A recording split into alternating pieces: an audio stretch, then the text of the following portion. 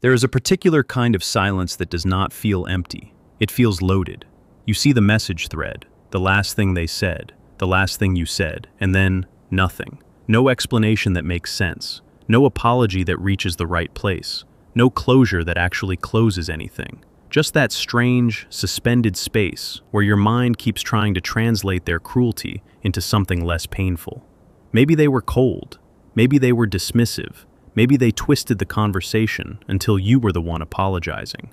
Maybe they gave you just enough warmth to keep you hoping, and just enough distance to keep you confused. And somewhere inside that confusion, you did what good, sensitive people often do. You made it mean less than it did. You told yourself they were stressed, misunderstood, guarded, damaged, tired, afraid. You took the sharp edge of what they did and wrapped it in explanations, because the raw version was too painful to hold. That is how many empathic people survive, not by being naive in the simple sense, but by being too skilled at softening what hurts, by taking the blade and calling it a misunderstanding, by taking neglect and calling it timing, by taking contempt and calling it emotional complexity. But there comes a moment when the body stops agreeing with the story. Your chest tightens before your mind catches up. Your stomach drops before you can defend them again. You reread the message and feel that old, familiar ache, the one that says, "No, this actually did hurt. This was not kind. This was not care." And that is the beginning of something important.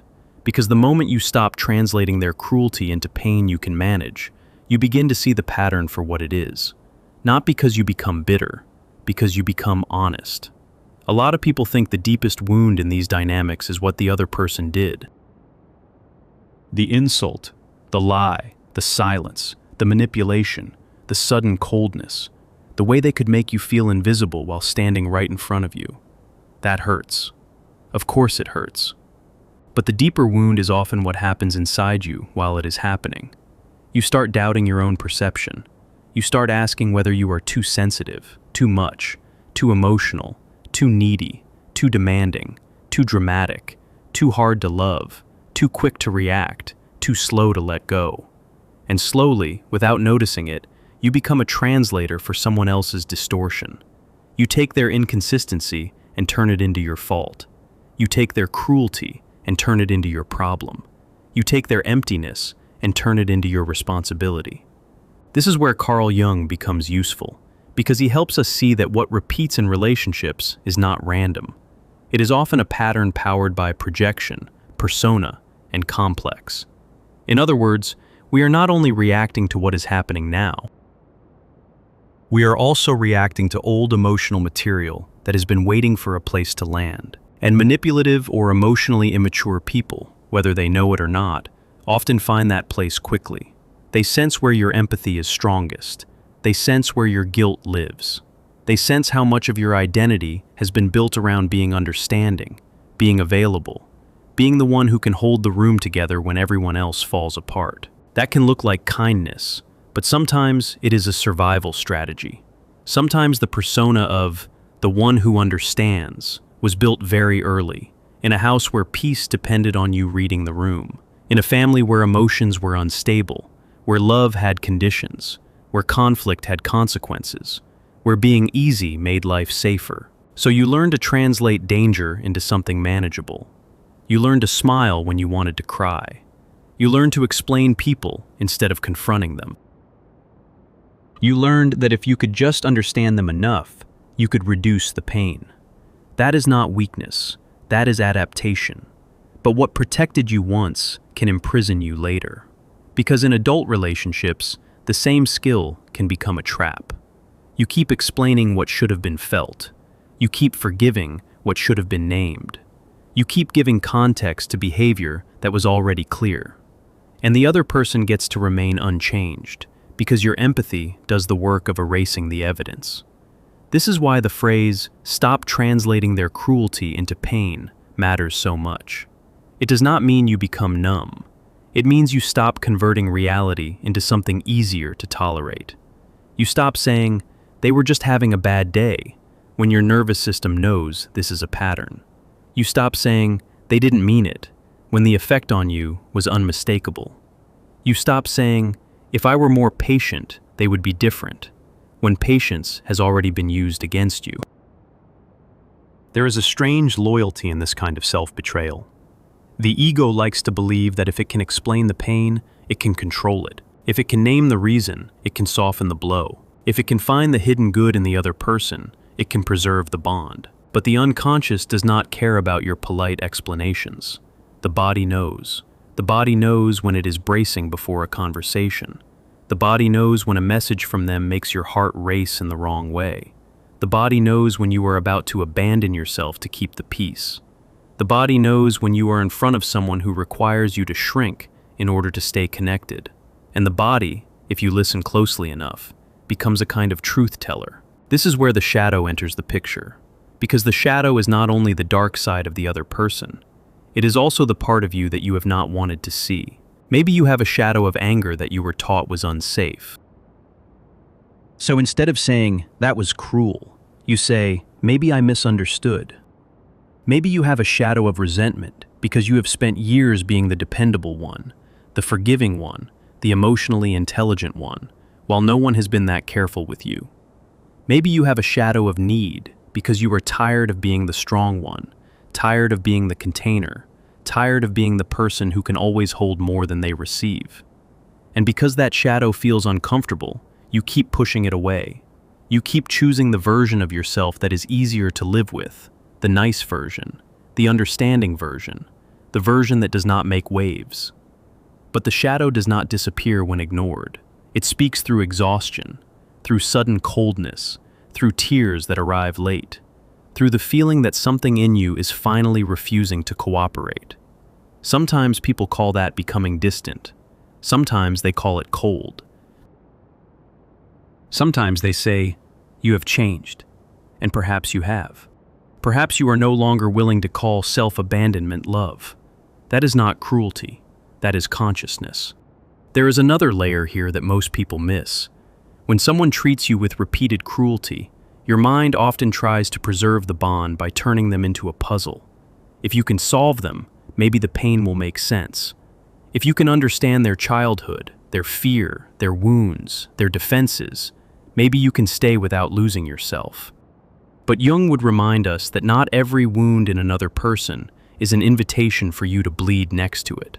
Some people are not asking to be understood in a way that leads to mutuality. They are asking, consciously or unconsciously, to be managed by your empathy. And if you have a rescuer complex, that can feel almost sacred. You feel useful when you are needed. You feel valuable when you can absorb. You feel important when you can be the calm one in the storm. You may even mistake emotional labor for intimacy, because the more you give, the more real the connection feels to you. But real intimacy does not require you to disappear. Real closeness does not require you to translate disrespect into longing. Real love does not ask you to make excuses for pain that keeps repeating. There is a point where empathy stops being compassion and becomes complicity. That is a hard sentence to hear, especially if you have built your identity around being kind. But it is an honest one. Compassion sees the person. Complicity protects the pattern. And if you have stayed too long in a dynamic that drains you, there is a good chance that your empathy has been used as a bridge across your own boundaries. You kept extending the bridge while the other person kept crossing it without ever learning how to meet you halfway. That is why the first sign of healing can feel like guilt. You step back, and suddenly you feel selfish. You stop answering immediately, and you feel cruel. You stop explaining yourself, and you feel cold. You protect your energy, and you feel like the bad one. This is one of the clearest signs that a boundary is new. Guilt shows up where self-betrayal used to live. The nervous system confuses unfamiliar safety with danger because it is used to earning connection through overextension. So, when you stop translating their cruelty into pain, your system may panic. It may say, "If I do not soften this, I will lose them. If I do not explain this, I will become someone heartless. If I do not keep carrying this, I will be alone." But loneliness is not always the punishment you were told it was. Sometimes, loneliness is the first clean space you have had in years. Sometimes, it is the room where your own voice becomes audible again. Sometimes, it is the end of a performance, and that is where individuation begins. Carl Jung used that word for the process of becoming a more whole, more integrated self. Not a perfect self, not a polished self, a whole self.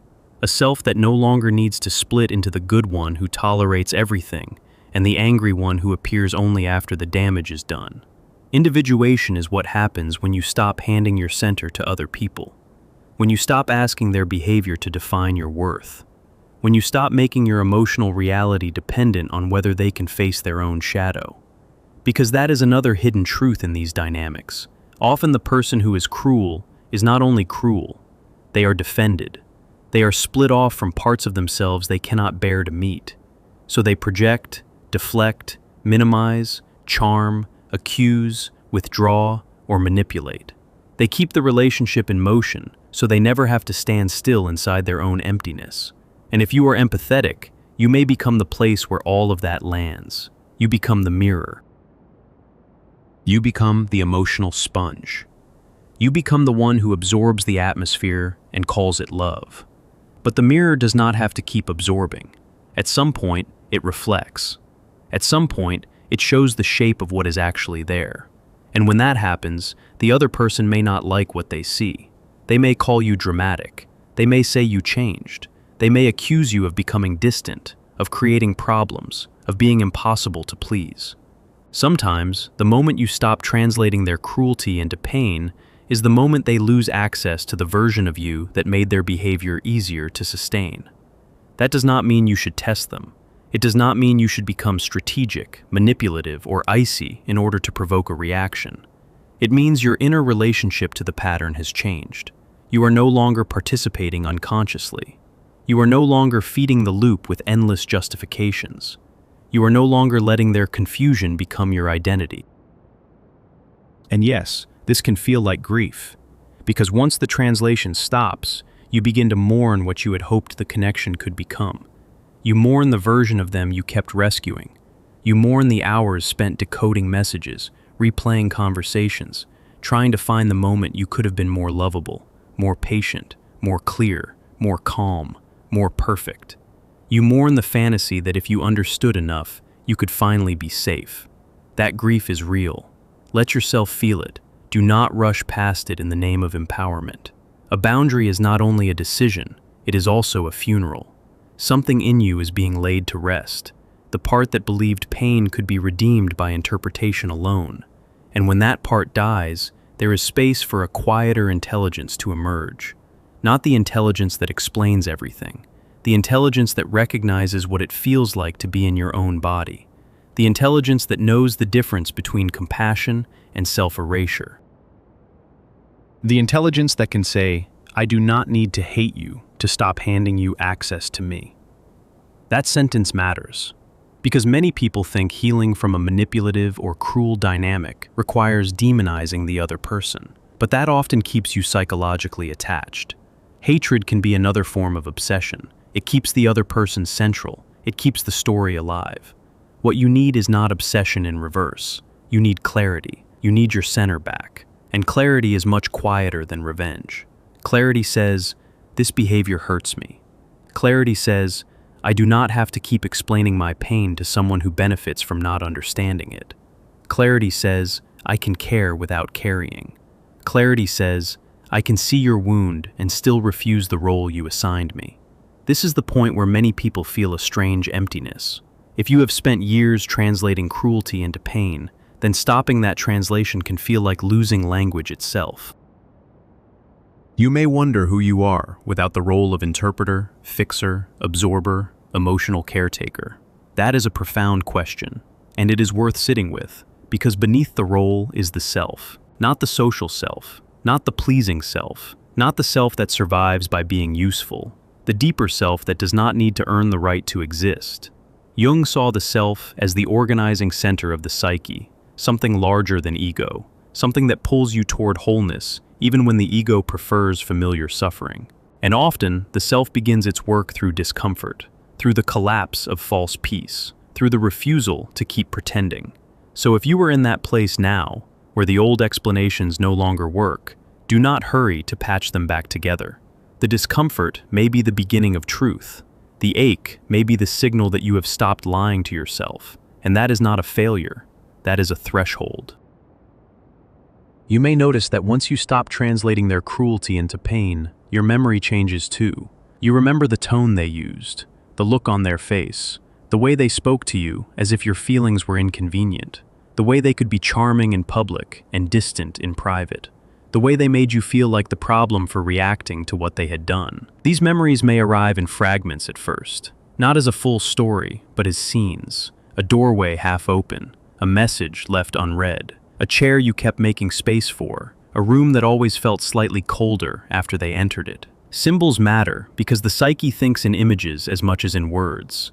And when you begin to remember in images, you are no longer trapped in their narrative. You are starting to see the emotional architecture of the relationship. That architecture may have included projection. You may have projected goodness onto them because you needed the relationship to mean something beautiful. They may have projected their own shame or emptiness onto you, making you carry what they could not bear. Both things can happen at once. That is how these dynamics become so confusing. Each person is seeing more than the other can consciously hold. But projections are not love. They are early drafts of love, often mistaken for the real thing. When projections fall away, the bond either matures or collapses. And if it collapses, that can be painful, but it is also honest. Because what survives projection is what is actually there. If what remains is respect, mutuality, accountability, and care, then the relationship has a chance to become real. If what remains is blame, withdrawal, control, or indifference, then what you were holding was not a safe bond. It was a psychological arrangement. That distinction can change your life. It can change the way you read silence. It can change the way you respond to a cold message. It can change the way you feel when someone who has hurt you suddenly acts kind again, as if the past never happened. Because now you know that warmth without accountability is not the same as repair. Repair requires truth. Repair requires contact with the damage. Repair requires the willingness to say, "What I did affected you, and I am willing to face that." If that is absent, then your nervous system is not overreacting when it remains cautious. It is remembering. And memory, in this sense, is not weakness. It is wisdom. You do not have to keep your heart open to what repeatedly makes you smaller. You do not have to keep translating cruelty into pain just because the alternative feels lonely. Loneliness can be painful, yes, but so can being constantly misunderstood inside a relationship that never quite sees you. One pain isolates you, the other erodes you. There is a difference. And once you feel that difference clearly, you can begin to choose differently. You can begin to notice the first tiny moments when you are about to explain away something that does not need more explanation. You can pause there. You can breathe there. You can ask yourself a simpler question. What did I actually feel? Not what did they mean? Not what can I excuse? Not what story would make this easier? What did I actually feel? That question can cut through years of conditioning. Because your feelings, when they are not being translated too quickly, become data. Not drama, data. They tell you when your boundary is being crossed. They tell you when your body is contracting. They tell you when your hope is being pulled into a trap. They tell you when you are about to betray yourself in the name of being understanding. And once you trust that data, something shifts. You stop reaching for the most generous interpretation by default. You start reaching for the most truthful one. That does not make you hard, it makes you clear. There is a scene many people in these dynamics know well. You are sitting alone, phone in hand, staring at a message that is too vague to be kind and too sharp to ignore. You feel the old reflex rise in you, the reflex to smooth it over, to respond warmly, to keep the peace, to give them one more chance to be decent. And then, maybe for the first time, you do not immediately do it. You put the phone down. You feel the discomfort. You let the silence exist without rushing to fill it. That moment may seem small from the outside, but psychologically, it is huge. Because in that pause, you are no longer translating their cruelty into pain you can tolerate. You are allowing the reality to remain itself. And reality, once allowed to be itself, becomes harder to manipulate. If this names something you have never been able to say out loud, write a single sentence for yourself in the comments or in your private notes. My kindness no longer requires self-betrayal. That sentence is not a slogan, it is a boundary. It is the end of one inner contract and the beginning of another. A contract that says you will no longer pay for connection with your nervous system. A contract that says your empathy will not be used as a doorway into your own collapse. A contract that says you can be compassionate without becoming available to harm. And if you are wondering whether this means you should become cold, the answer is no. Coldness is not the goal. Consciousness is.